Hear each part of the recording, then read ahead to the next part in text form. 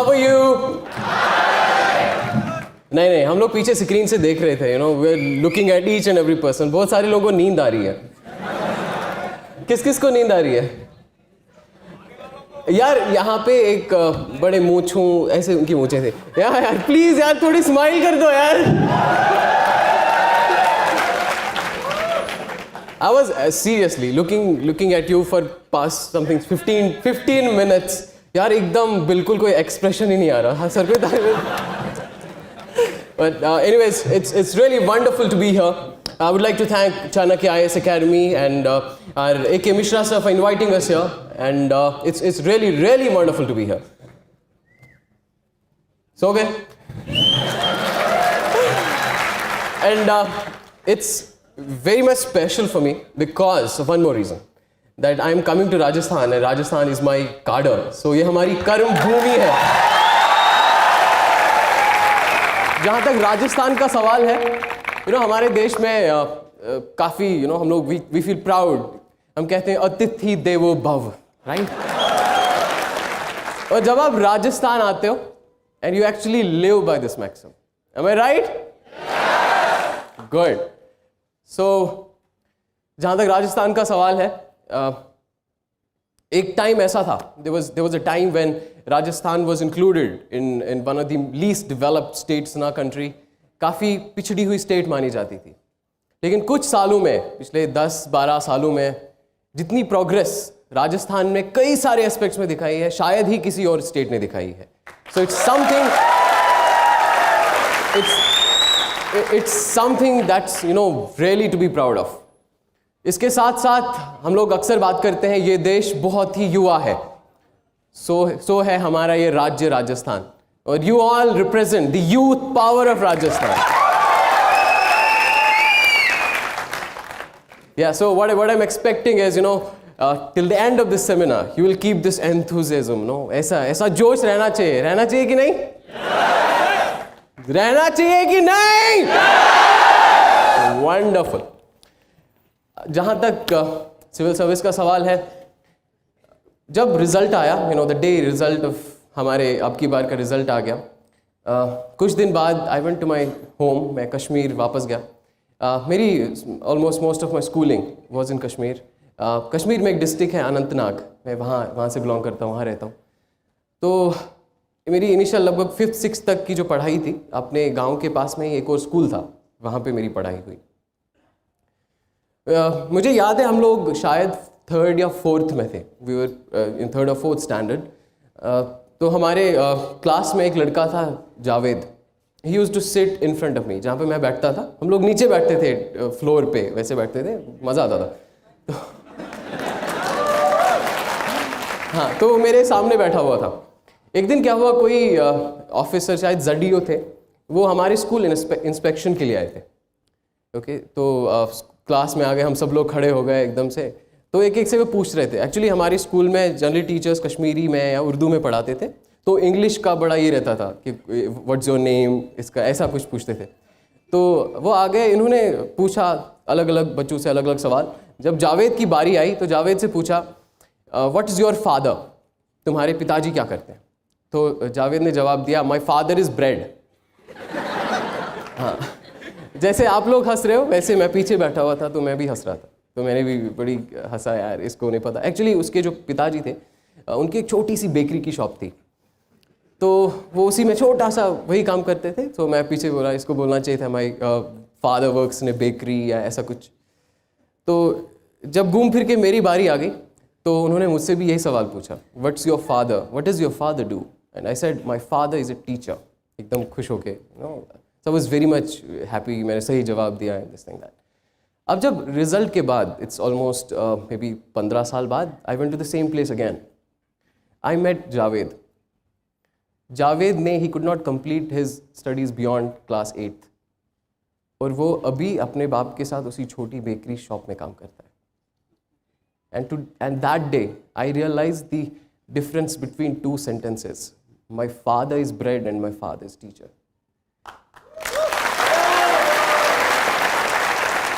So I realize that, today I'm standing in front of you. It's not because I'm a genius, because I have done something extraordinary, or I'm a hard worker, whatever. It's because I was privileged. Because मेरे पास मैं खुशकिस्मत था. मेरे पिताजी teacher थे जिन्होंने मुझे पढ़ाया इनिशियली सारी क्लासेस में, मेरे हाथ में पेन थमाया, जबकि उसके पास उसके बाप उसकी वैसा कोई अवसर नहीं था. He did not have that opportunity. So मैं आप सबसे यही बात कहना चाहता हूँ कि अगर हम लोग अपनी लाइफ में देखें, हम जहाँ भी हैं, जो भी कुछ करते हैं, तो अगर हम थोड़ा सा विथ डेप्थ अगर हम अपने आप को देखेंगे तो हमें लगेगा कि हम जैसा खुशकिस्मत ही नहीं है कोई. There's no one is more fortunate than us. And अलग तरीके की छोटी बड़ी, लेकिन हमारे पास एक डिफरेंट तरीके की ये प्रिविलेजेस हैं. किसी को, आप सबके पास ये प्रिविलेज है शायद कि आप लोग यहाँ पे बैठ सकते हैं. बहुत सारे लोग हैं जो अभी भी खेतों में, खलिहानों में बेजिया काम कर रहे होंगे. छोटे छोटे बच्चे, नन्हे मुन्ने बच्चे, पता नहीं कैसी कैसी इंडस्ट्रीज़ में काम करते हैं. लेकिन हम सब लोग खुशकिस्मत हैं. हम लोग शिक्षा पा सकते हैं. अच्छी शिक्षा है या नहीं, कम से कम शिक्षा तो पाने की हमारे पास वो व्यवस्था है. We have that opportunity that we can get education. लेकिन बहुत सारे बच्चे हैं, बहुत सारे लोग हैं जिनके पास ये नहीं है. हमारे देश में we take pride in this fact that we are a young nation. काफ़ी युवा देश है. More than 65% of our population is below 35 years of age. आधी से ज़्यादा 50% से ज़्यादा हमारे देश की जो आबादी है वो 25 साल से कम आयु की है. लेकिन ये सब जवानों के साथ साथ हमारे पास एक बहुत बड़ी परसेंटेज बच्चों की भी है. लेकिन अभी भी हमारे देश में लगभग 1,60,00,000 से ज़्यादा बच्चे चाइल्ड लेबर में फोर्स्ड हैं. उनमें से लगभग 1,20,00,000 more than 12 million of children in India are still engaged in labor, and that too in hazardous industries. हम लोग यंग हैं, हम लोग जवान हैं. we have that एकदम हाई इन एनर्जी, ये करना चाहेंगे, वो करेंगे, ये चाहिए, हमें सब कुछ उखाड़ देंगे. लेकिन हमारे देश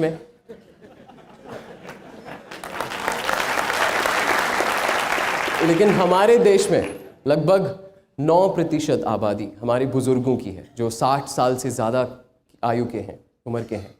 लेकिन अभी 70 साल हो गए हमें आज़ाद हुए. It is been almost 70 years since we have achieved our independence.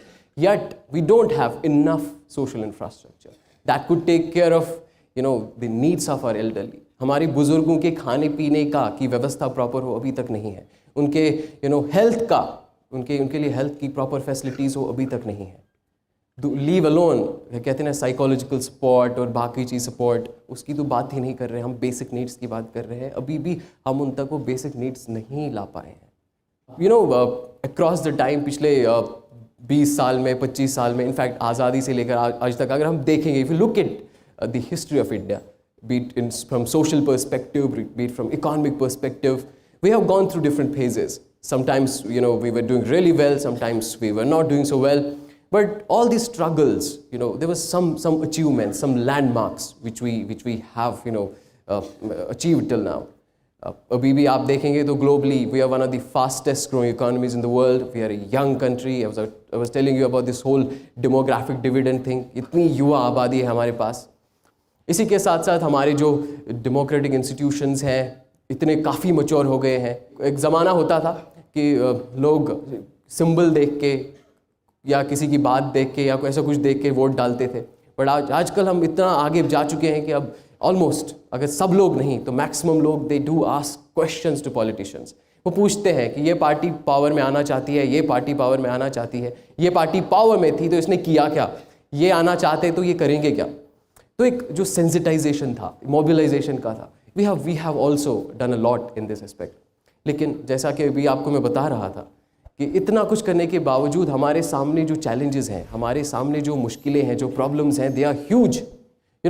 Bharat में कम से कम हमारे पास 125 करोड़ से अधिक पॉपुलेशन है. अगर इस पॉपुलेशन का 1% भी देखोगे आप, कितना होता है? What is 1% of 125 crore? कितना होता है? 1,25,00,000, right? 1,25,00,000.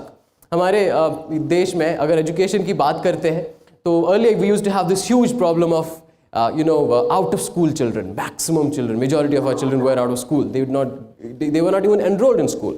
But then we overcame that problem. जो ये जो बच्चों को दाखला देने का जो प्रॉब्लम था, ये ओवरकम किया हमने।